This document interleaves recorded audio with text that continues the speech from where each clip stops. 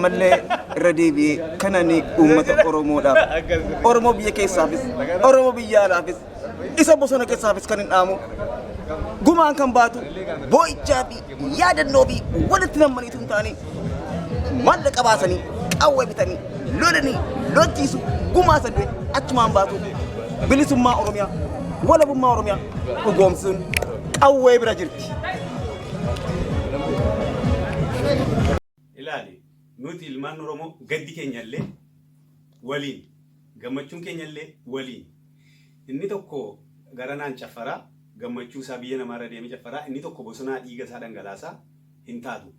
Furmaanni Oromoo akka hubannaa kiyyaatti biyyi sunii kan isheen ijaaramte Impaayirri Itoophiyaa jedhamtu kun karaa lolaa qofa. Meeshaadhaan dhiiga ilmaan namaa lolaaste Oromoo dhiiga isaa lafee isaa cabsiteetti kan isheen ijaaramte. Har'a immoo Oromoon kan biraa caakkaadhaaf falmaa jira. Inni kan falmaa jiru dhugaa kana hubateera. Maaliif ree filannoon yeroo dheeraa geggeeffameera. Filannoon geggeeffame hin dandeenye. Kanaaf wanti godhamuu qabu biyyi sun ijaaramtee kan isheen bahuu dandeessu fuulduratti Oromoon dhufuu kan danda'u.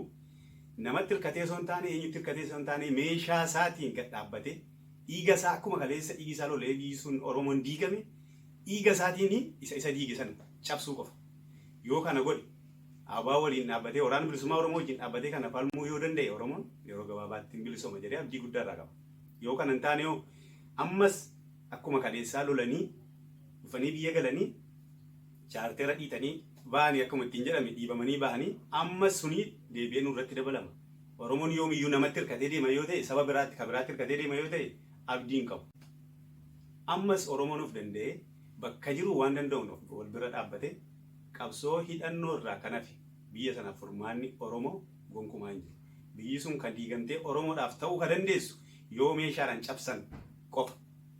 Kanarraa kan hafe meeshaa malee karaa nagaadhaan godhama wanti jedhu akka kootti waan hin yaadamne. Keessa jirru kanatti birriin isaa akkuma beeyte waan hidhaa kanatti gartee bakkaan taa'u kanatti akkanumatti bu'eetuma waraana adda bilisummaa Oromoodhaa suni baadiyyaa keessa deddeemee marqaa warra baadiyyaa gaafachuu osoo hin ta'in ummanni Oromoo nama tuffata.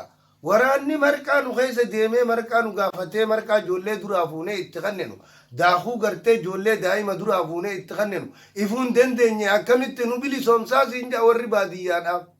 Kuni dirqama beeytee dirqama maal barbaachisaa horii isaa waan waraanni nyaatu sun dhibbaa dhibba qabaachuu.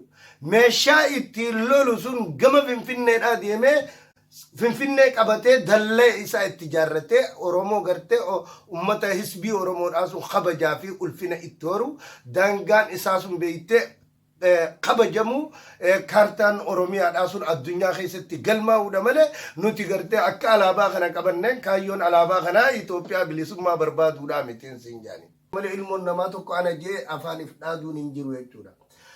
Namni warri dhume hisaaba gubbaan jiru miliyoonaa fi 1,700 kan buqqeetutu herrega hisaabaa gubbaa jira jechuudha. Fi qeyroo gartee 5,000 kan dhume qoftiitu hisaaba gubbaa jira jechuudha.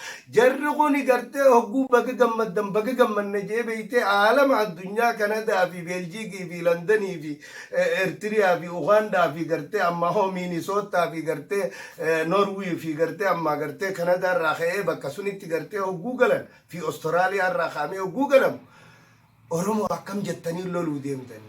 Alaabaan kun harkan jiru. Alaabaan kun Finfinnee keessa fannisuun dhoorgaadhaa mucaa bara 8 kan jiruun harkin gabbuus.